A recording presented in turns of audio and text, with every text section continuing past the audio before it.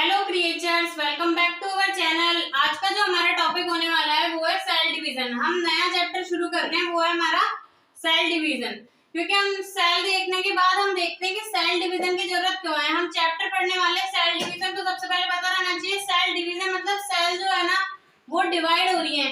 मतलब एक सेल से बन रही है दो सेल्स।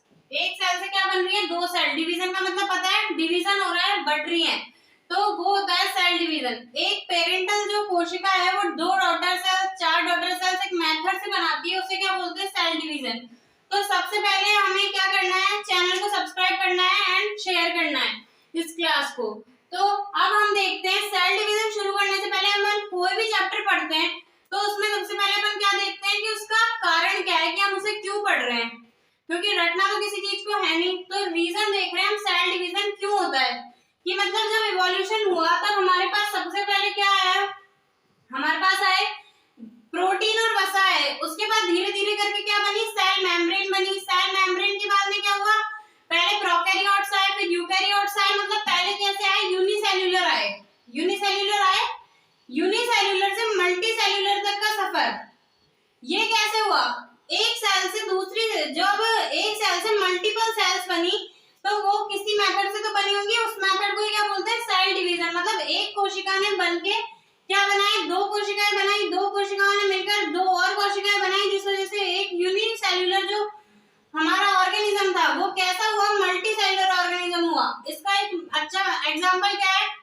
हमारा जो रिप्रोडक्शन होता है जिसके अंदर ओवा होता है और स्पर्म होता है, ये कैसे होते हैं? एगोनित होते हैं, हैप्लॉइड होते हैं और जुड़ के क्या बना लेते हैं? जाइगोट बना लेते हैं। अब बताओ जाइगोट जो है, जाइगोट से इतना बड़ा इंसान बन गया। जाइगोट क्या होता है? यूनिसेल्युलर होता है।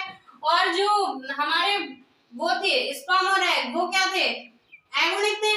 जाइगोट भी कैसा होता है? यूनिसेल्युलर होता है। और हम कैसे हैं? अरबों खरबों कोशिकाएं हैं हमारे अंदर, तो उसके वो कैसे बनी होंगी? जाइगोट से पहले एम्ब्रियो, एम्ब्रियो से हमारे ऑर्गन्स बने, ऑर्गन से हमारी पूरी बॉडी बनी, ऑर्गन सिस्टम बने, हमारी पूरी बॉडी बनी। तो वो सब चीजें हैं किस वजह से? सेल डिवीजन की वजह से। कारण समझ में आ रहा है सेल डिवीजन क्यों है? ये तो हमने देखा एक बड़े बेस पर कि भाई यूनिसेल्युलर से मल्टीसेल्युलर, जाइगोट से बॉडी कैसे बन गई। अब एक कोशिका को कैसे प्रेरित करें, कैसे इंड्यूस करें कि वो क्या करे? सेल डिवाइड करने में मदद करे। आप सब लोग पूरा वीडियो देखना एंड हमारे चैनल को सब्सक्राइब करना। फिर अब हम बात कर रहे हैं why do cell divide. Cell जो है वो डिवाइड क्यों होती है? अब मुझे बताओ, कोई भी एक कोशिकीय जीव की बात करते हैं या बहुकोशिकीय जीव की बात करते हैं, या तो हम बात करें मल्टीसेल्युलर की या फिर हम बात करें यूनिसेल्युलर की। फर्स्ट हम बात करते हैं यूनिसेल्युलर एंड मल्टीसेल्युलर।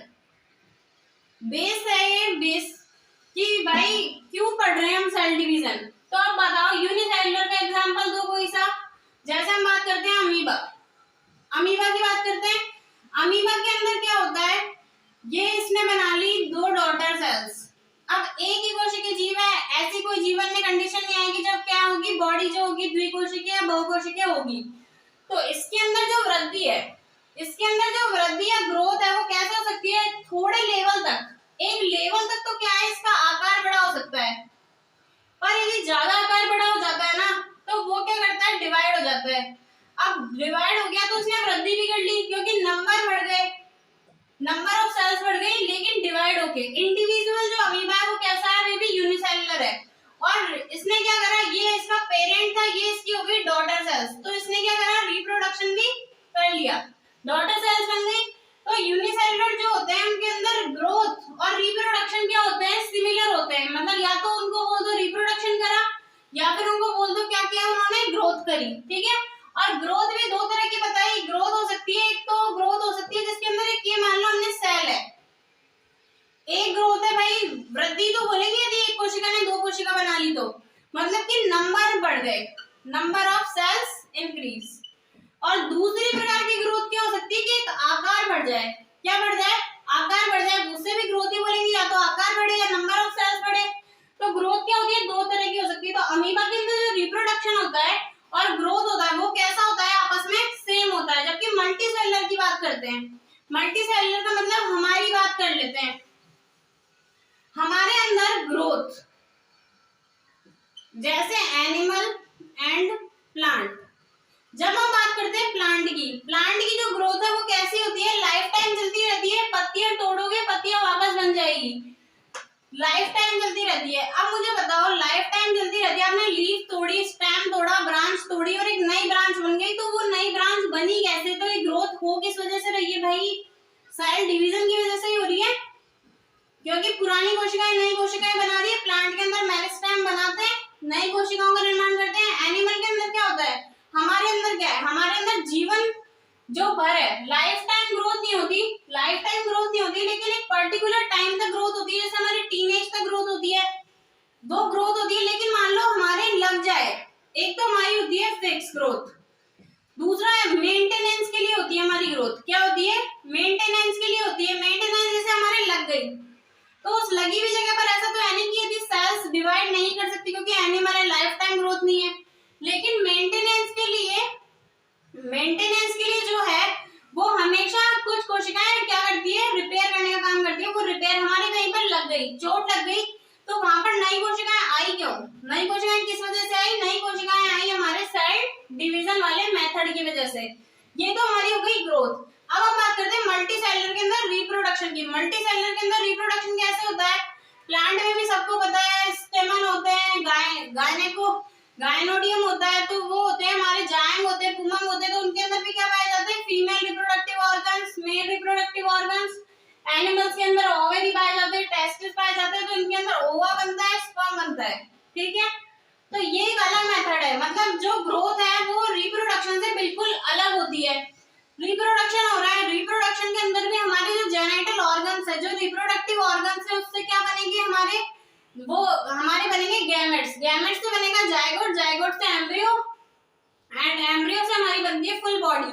तो रिप्रोडक्शन में भी जरूरत है किसकी? सेल डिवीजन की। हम यही तो जानने की कोशिश कर रहे हैं इस क्लास के अंदर कि सेल डिवीजन की जरूरत क्यों है। तो ग्रोथ के लिए जरूरत है, रिप्रोडक्शन के लिए जरूरत है, मेंटेनेंस के लिए जरूरत है। ठीक है, यहाँ तक क्लियर हो गया।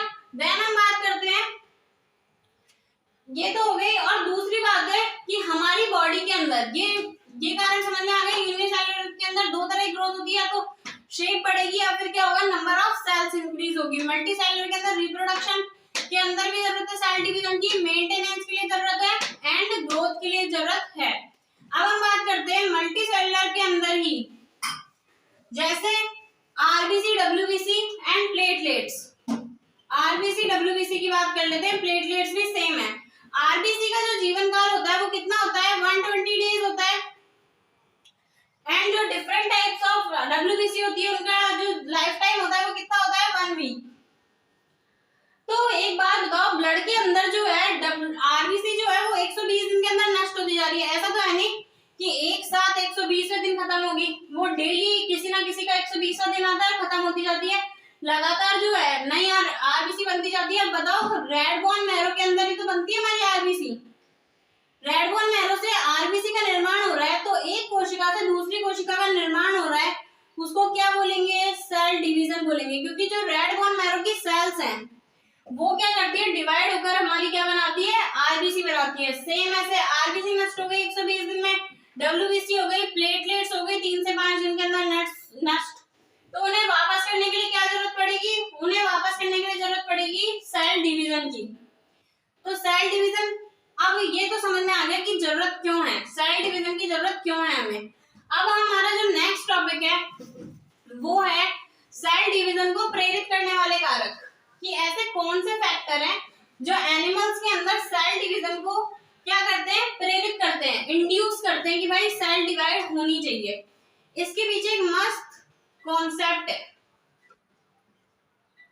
देखो, अब एक कहानी सुनते हैं। हमारे पास एक ऑफिस है जिसका बॉस बैठा है बीच में, ठीक है,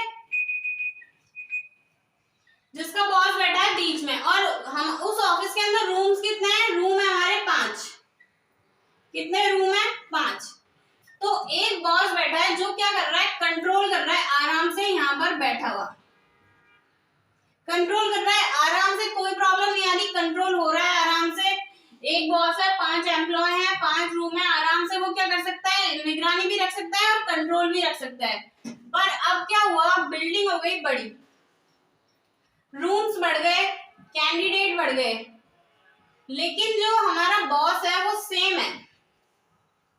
अब आप बताओ कि एक स्कूल है, छोटी स्कूल है जिसके अंदर सिर्फ एक फ्लोर है, एक प्रिंसिपल है, तो वो उसका कंट्रोल होगा। अच्छा, अब उस स्कूल वाले ने बना ली 2 बिल्डिंग्स, 2 प्रिंसिपल्स की जरूरत है, 2 कंट्रोलर की जरूरत है जो उन्हें कंट्रोल कर सके। तो कंट्रोल करने के लिए या तो क्या हो, इसका एरिया बढ़े, या फिर हम क्या कर सकते हैं, दूसरा क्या तरीका है कि हम बना दें 2 छोटे छोटे, 2 बॉस हम बनाएं और क्या करें, उनको कंट्रोल दे दें सेपरेट सेपरेट। तो सेम सिचुएशन आ जाएगी। इससे क्या होगा, कंट्रोलिंग अच्छी होगी, फंक्शन अच्छे होंगे, एक्यूरेसी आएगी काम के अंदर। सेम कॉन्सेप्ट है सेल डिवीजन के अंदर। ये कॉन्सेप्ट समझ में आ गया। इसी चीज को बोलते हैं कैरियोप्लाज्मिक इंडेक्स। ये एक टॉपिक है कैरियोप्लाज्मिक इंडेक्स।